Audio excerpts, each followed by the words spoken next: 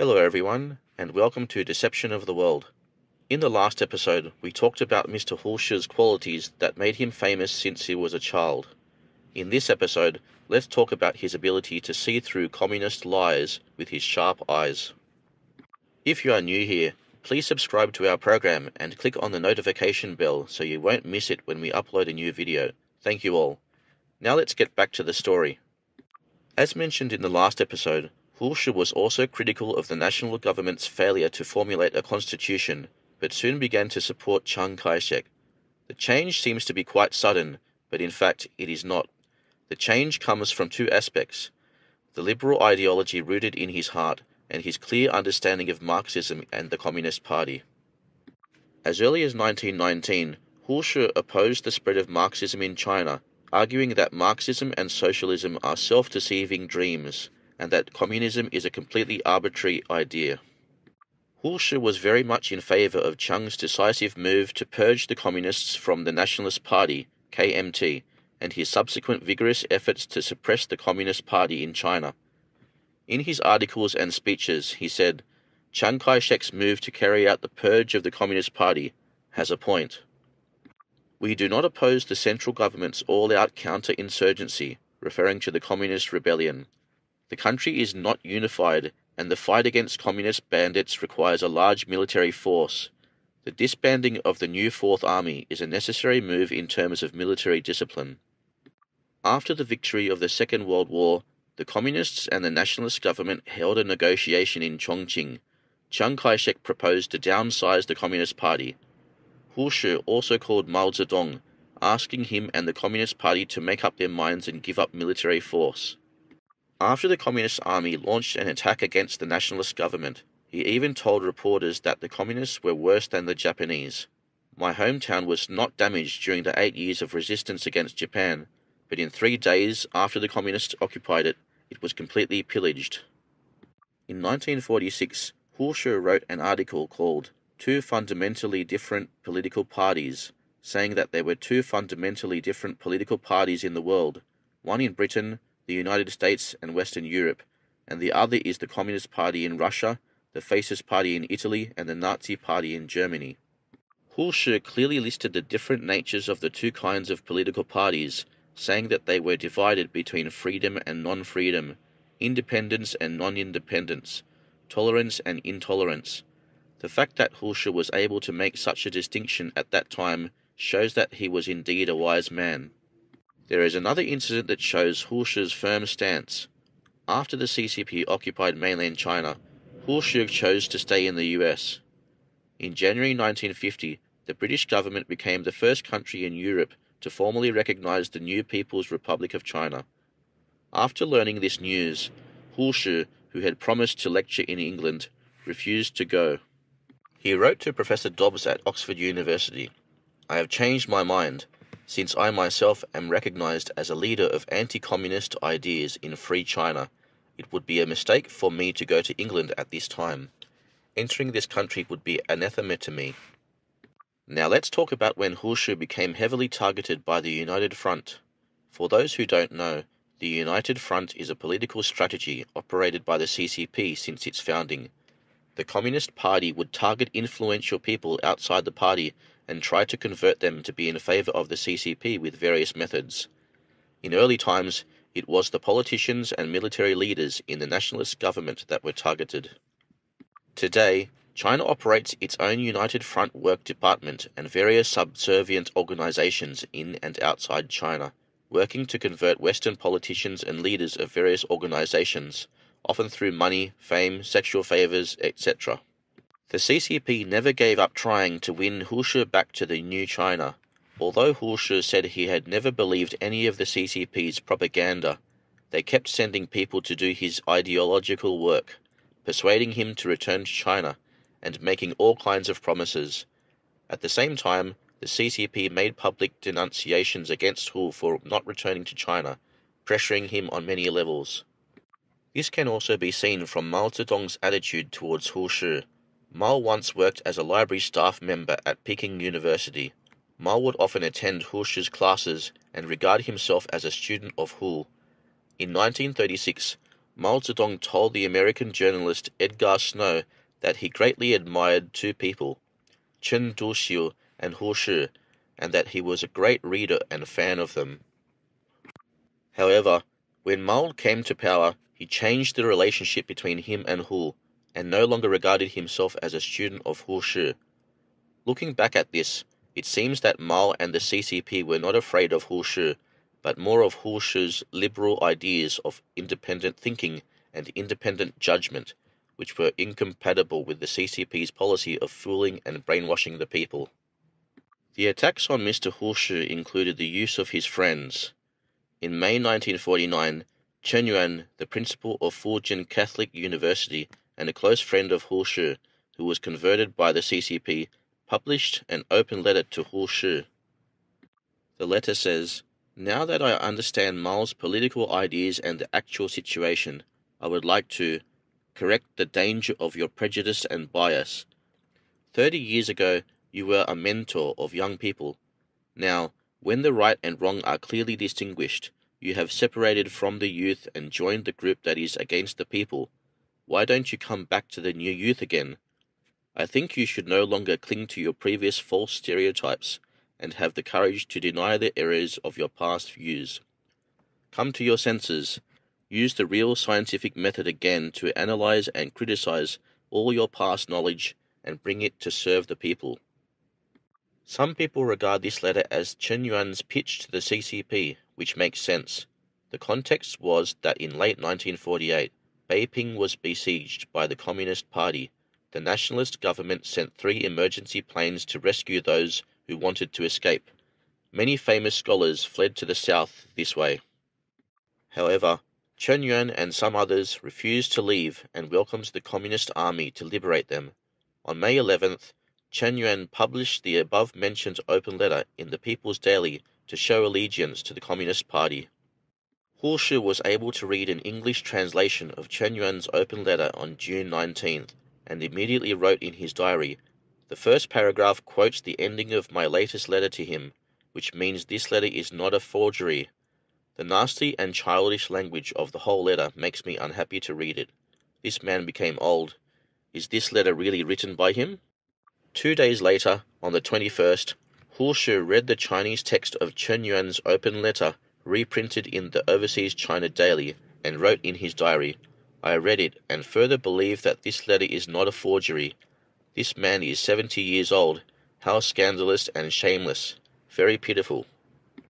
In early 1950, Hu Shi published a sharp critique in the Free China Journal titled, "There is never freedom under communist rule," as a response to Chen Yuan's letter, in which he attacked the Communist Party for saying one thing and doing another, and that there was no freedom to be found under communist control. Hu Shi pointed out in a heartbeat that Chen Yuan's letter was the best proof that there is never any academic freedom under communist rule. Historical evidence showed that Chen Yuan's open letter was not simply his personal wish. The letter was revised and embellished by Fan Wenlin, a prominent Communist Party historian from Yan'an, before it was published. Chen Yuan's attack was obviously not strong enough. The Communist Party tried hard to bring down the leading liberal intellectual Hu Shi, to make an example for others, so that the intellectuals who remained in the mainland would accept the Communist Party's ideas and be silenced. Soon after the establishment of the People's Republic of China, the CCP began to launch an ideological reform campaign against intellectuals. During this political movement, Hu Sidu, the youngest son of Hu Shi, who chose to stay in mainland China, not knowing the evils of the Communist Party, had to criticize his own father and wrote anti-American plays, even performing them himself. Why did he do such things? Well, think about it. As the son of an anti-communist intellectual, if you want to live under the Communist Party, you need to betray your old man. They will let you live, but you'll be living a life of shame. The CCP is a master at turning people against their family. People today may not be able to imagine the level of pressure you are put under during these political movements. In September 1950, Hu Sidu also published an article, a critique of my father, Hu Shi. In Hong Kong's Ta Kung Pao, indicating that he wanted to draw a clear line between him and his father and sever ties with him. Hulshid's rebellious act caused a great shock and negative impact in China and overseas, but Hulshi did not want to talk much about it. Fu Sunyan, another renowned intellectual of the Republic of China, commented, "The communists will do their best to slander those in the education sector who do not serve as their tools or even oppose them." This article published in Da Kung Pao is just one example. Chen Yuan and Hu Sidu were both in an extremely miserable fate. Because they could not leave the country, others wrote these articles on their behalf, so we did not need to blame them. By this time, the communists still had thoughts about Hulshi's return to China. They were trying to persuade him to return to Beijing while these criticisms took place, but Hu ignored all these requests and scoffed at the idea. Soon after the outbreak of the Korean War, the American fleet sailed into the Taiwan Strait, and Chiang Kai-shek received the support of the United States, which reinforced Hulshi's support for Chiang. The communists, on the other hand, began to brew a more violent attack against Hulshi after realizing Hu will never be bribed or blackmailed. From 1954 to 1955, Mao used two CCP-controlled commentators to criticize the articles of Yu Pingbo, a researcher at the Institute of Classical Literature of Peking University. This launched a big campaign to criticize Yu Pingbo's study of the dream of the Red Chamber. Moreover, it was clear that the CCP's intention behind these criticisms was to point the finger at Hulshi, who was Yu's teacher. The Communist Party denounced Hulshi as an advocate of pragmatism, a Western slave, comprador literati, and an enemy of Marxism. Intellectuals of all kinds wrote articles to criticize Hulshi and to draw a clear line with him. The movement of criticizing Hu in society was as fierce as a storm. Hu's students, friends, and family were all affected by the criticism. In line with the Communist Party directives, the Beijing Sanlian Joint Publishing Company also published 8 large volumes of a compilation of critical essays on Hulshi's thought, to summarize and present the results of the criticism of Hu movement since 1949, totaling more than 3 million words. The authors of the collected essays include many famous names in the literary world, such as Guo Moro, Hu Sheng, Jin Yuelin, Wang Ruoshui, Fan Wenlang, Fan Youlan, Gu Jieguang, Luo Ezhang, Ren Jiyu, and Zhou Yiliang. It was also said that there were even more articles criticizing Hu. Many were not collected in the compilation. Ironically, the only person who is willing to read and annotate this compilation is probably Hulshi himself. Hulshi's victory. A master is a master. Look at what Hulshi said in response to the hysterical criticism launched by the Communist Party. These abusive words at the same time make me feel happy and excited, because the little effort I have been making for 40 years is not entirely in vain. After all, a great deal of toxin has been left behind. This toxin is like a plague to Marxism-Leninism, but it also has an anti-poisoning and antiseptic effect. Here referring his ideas as toxins in the eyes of the CCP. According to the first draft of the Long Chronicle of Mr. Hu Shiji, Book 7, in September 1956 at the age of 66, Hu Shi, on his way to lecture at the University of California, talked to a reporter about the New Youth and the Independent Review. Both are influential magazines that Hu Shi contributed greatly to, saying, "From that time on, liberal thought and communism have been incompatible." With 3 million words of writing, the Communist Party printed more than 100,000 books to liquidate Hulshi's thought, to search for Hulshi's shadow, and to eliminate Hulshi's ghost. The more the Communist Party liquidates my ideas, the more it proves that such ideas have become effective in the hearts of the Chinese people. If the Chinese people did not lose their belief in democracy and freedom and their spirit of skepticism, Mao Zedong, Liu Shaoqi, and Zhou Enlai could not rest in peace.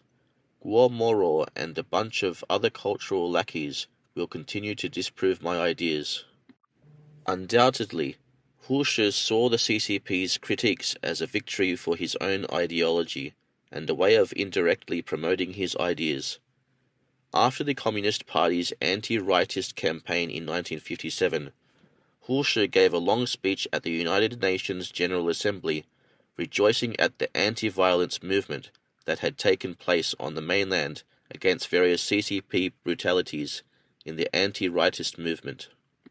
At the same time, he expressed his sincere sympathy and admiration for the victims of the new communist brutality and for the thousands of compatriots who have dared to accuse and fight against communist tyranny in public. He also noted with sorrow, in mainland China today, anyone who wants to be an independent person, regardless of gender, is being arbitrarily arrested, detained, executed, or exterminated. Millions of peasants are being banished or subjected to the cruelest slavery. Millions of innocent people are being driven into slave labor, which the communists call labor reform. Children are forced to accuse their parents, and families have no warmth or private life. The dignity and value of the individual has been stripped away. There are no basic human rights, not even the freedom to remain silent. Ladies and gentlemen, in today's world, various sins of the Communist Party were exposed to the world. The crackdown against the Hong Kong democracy movement in 2019, the cover-up in the initial stages of the coronavirus, and even the fact that millions of Uyghur people are locked in concentration camps. It is obvious that Hu Shi's understanding of the Communist Party can still be applied to CCP today. In Communist China, the hatred toward Hu Shi was like a derailed train that cannot be stopped. Since Hu Shi was not in the mainland, people's hatred towards him was transferred to Hu Feng, another intellectual with the last name Hu, although they were unrelated. Ironically, Hu Feng was on many levels a supporter of the Communist Party. He was a leader of the League of Leftist Writers and promoted communism, even becoming a member of the First National People's Congress of China. However, since he was known to be straightforward and had some disagreements with the other prominent communist intellectuals, right after the attacks against Hu Shi were launched, some well-known party intellectuals such as Guo Moro manufactured some fake stories to attack Hu Feng. Soon after, the whole country were together to struggle against the two Hus, Hu Shi and the Hu Feng counter-revolutionary clique, and criticized them from different angles, using different styles of articles to attack them. The Communist Party criticized Hu Shi and Hu Feng, which made many intellectuals and ordinary people scared when Hu was mentioned, and even developed to the point that the last name Hu was disliked and feared. Like what we mentioned at the beginning, many villains in red books, red plays, red films were named Hu. It had become a reflection of the hatred towards the two Hus. According to the book South to North, more extreme things also appeared.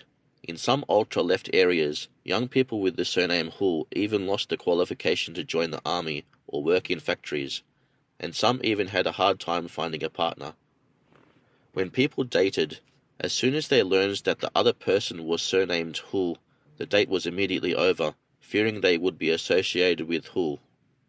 Some families with the last name Hu were so angry at this phenomenon, but they did not dare to say anything against the CCP. Instead, they would scold Hu Shi and Hu Feng as Hu's unworthy descendants, at the same time wishing they were never named Hu.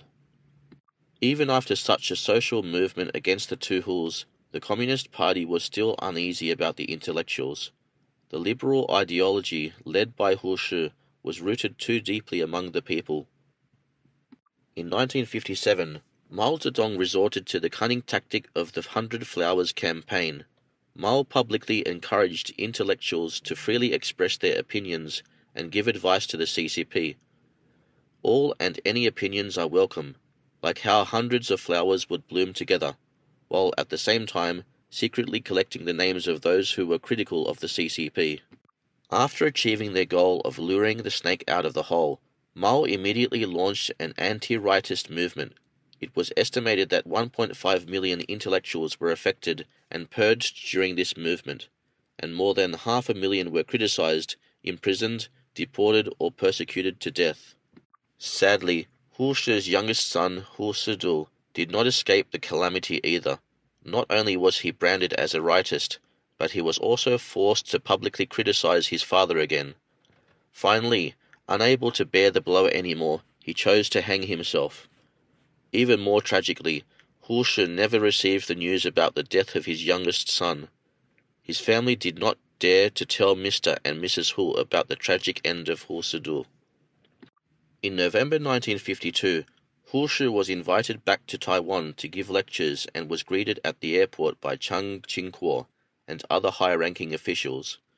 Afterwards, Shih gave speeches on various occasions, explaining that one of the most important things in a democratic society is freedom of speech. The conscientious Shih even pointed out at a banquet hosted by Chiang Kai-shek that Taiwan did not yet have freedom of speech, etc. Although this was a bit of a slap in the face of Chiang still respected him and did not express any displeasure to Hu, but instead still allowed Hu to serve as the director of Academia Sinica, and still supported him to continue his research and writing. In the 1950s, Chiang had the intention to engage in a third cooperation between the nationalist and communist parties. Shih immediately wrote a letter advising him to remember the lesson of Sun Yat-sen's policy of uniting with Russia and tolerating the Communist Party, of how inviting wolves into your house will never end well. Chiang immediately hired Shih as the deputy director of the design committee for the restoration of the mainland, to design the plan for the restoration of mainland China. Before his death, Shih was still speaking out, saying, "We in the Academia and the Academia Sinica have to take up the task of fighting against the communists and restoring the country." In 1961, Shih suffered a heart attack and was admitted to the National Taiwan University Hospital. After recovering, he continued to work. Unfortunately, on February 24, 1962, while presiding over the reception of the Academia Sinica meeting, Shih suddenly suffered a heart attack and died at the age of 72. The story has ended. Shih, who had a clear understanding of the Communist Party and was a lifelong anti-communist, who achieved 36 doctoral degrees throughout his life and contributed greatly to the development of Chinese liberalism and language reform, was only briefly mentioned in the mainland versions of history, and his anti-communist remarks were certainly not known to many people in China. In 2005, Taiwanese celebrity Li Ao offered to donate 350,000 yuan to Peking University to erect a bronze statue of the old president Shih, but was rejected. In 2007, Chen Pingping, a professor of Chinese at Peking University, proposed to hold the Shih Humanities Lecture, but still did not receive the support. The reasons behind this are self-explanatory. As things have changed, as new generations of people reside in China, folks with the surname Hu are no longer discriminated because of their last name, but the road back home for Shih is still bumpy. The day the Communist Party disappears from China, we believe, is the moment that Shih will be back on the textbooks of China. Thank you for watching Deception of the World, and thank you for subscribing and liking it. See you in the next episode.